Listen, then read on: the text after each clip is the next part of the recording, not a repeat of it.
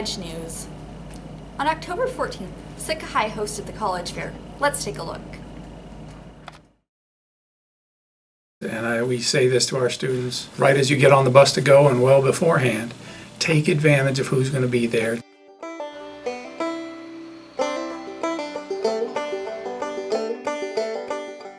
Take advantage of all the resources and information that you can get in one place at one time.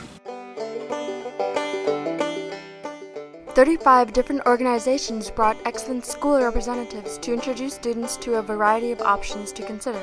They came from Christian institutes, universities, rural Alaska colleges, and a few were even military recruiters.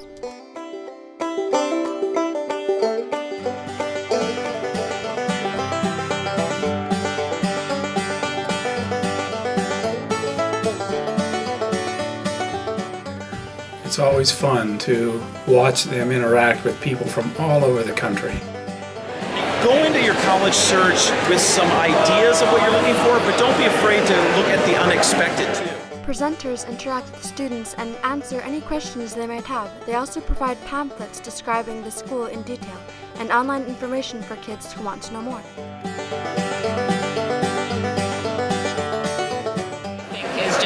Just start early and start your planning process, and even if you're not entirely sure what you want to do.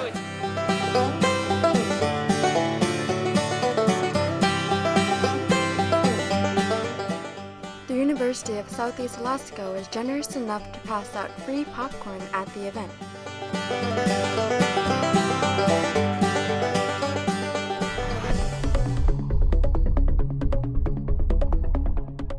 Where do you guys plan to go to college? Cali! It's important for high school students to plan ahead as it is critical to their futures. So I went to the UAA table and I've been going to ANSET since middle school, and I learned that if I keep going this summer, I'll be able to have a greater chance of getting the scholarship they give out.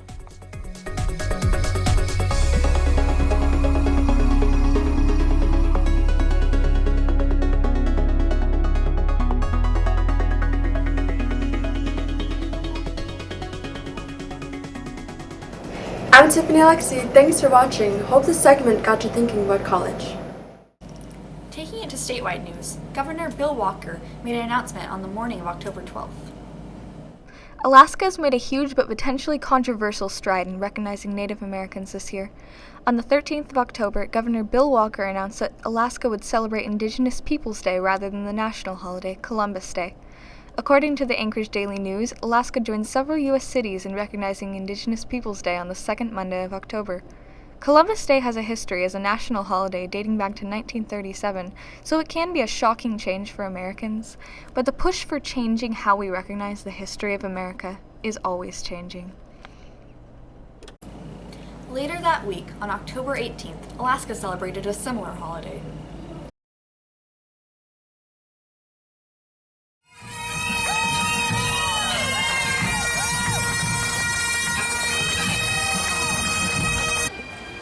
Alaska Day commemorates the historic 1867 transfer of the territory of Alaska from Russia to the United States.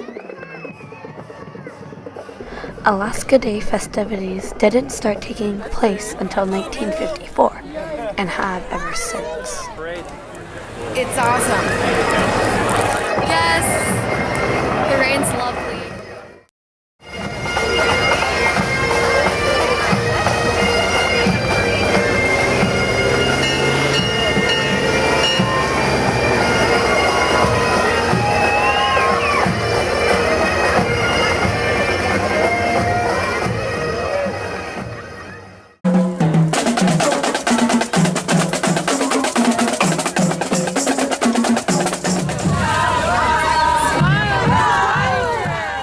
While people celebrate Alaska Day with state pride, others see a different story, shrouded with controversy.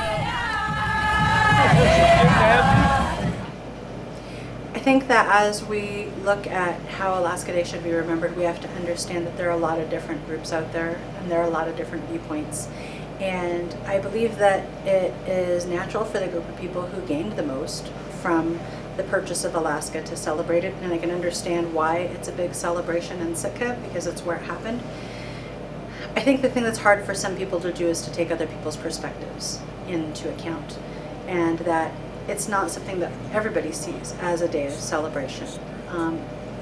The analogy I always like to give is that it's the day of the transfer of property, in this case land, that was sold by someone who didn't own it to begin with, to someone else who was buying stolen property, and that there is a group still very much present in our state who are the ones who lost their land due to this transaction.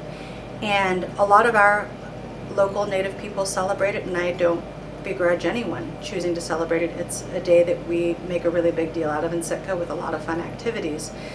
But there are those of us who remember it as the day that was kind of like the beginning of a severe loss of cultural identity, language, traditions. And so to me, I personally don't choose to celebrate it and don't see it as a cause for celebration because I see it as kind of the anniversary of that loss.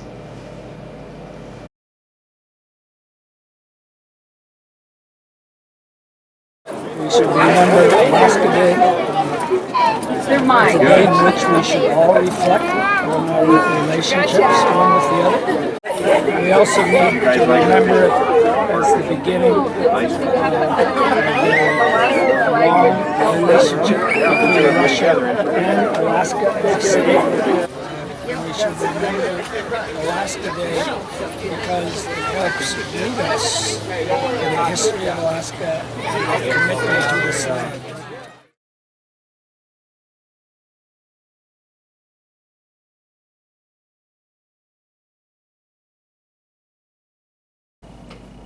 The week of October 12th through 17th, the annual AFN Conference took place in Anchorage. Our statewide correspondent, Alessandra Lake, joined the gathering as both a participant and a reporter. Here's her story. Hello, I'm Alessandra, and I had the pleasure of attending the 2015 Alaska Federation of Natives Conference that took place from October 15th to October 17th at the Denina Center in downtown Anchorage.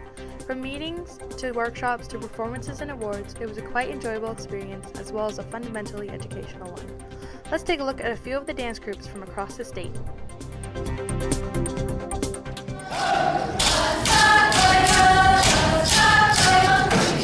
When you see the Native elders and youth of all ages coming together to share their culture, I feel that really embodies the purpose of AFN.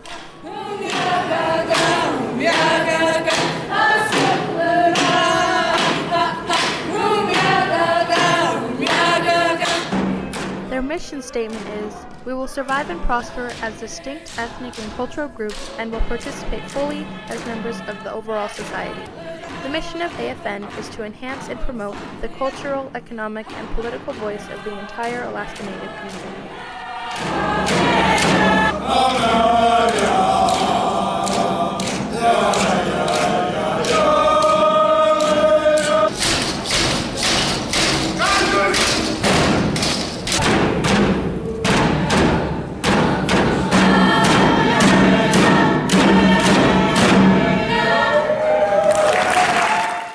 Along with the many talented dancers came some very influential speakers, such as Senator Lisa Murkowski, former Senator Mark Begich, and Governor Bill Walker. They spoke on many significant issues today's Alaskans face, including the suicide rate and the urging of young attendees to get involved in their communities. Altogether, I feel very honored to have gotten a chance to go to such a culturally and intelligently stimulating event. Thanks for watching.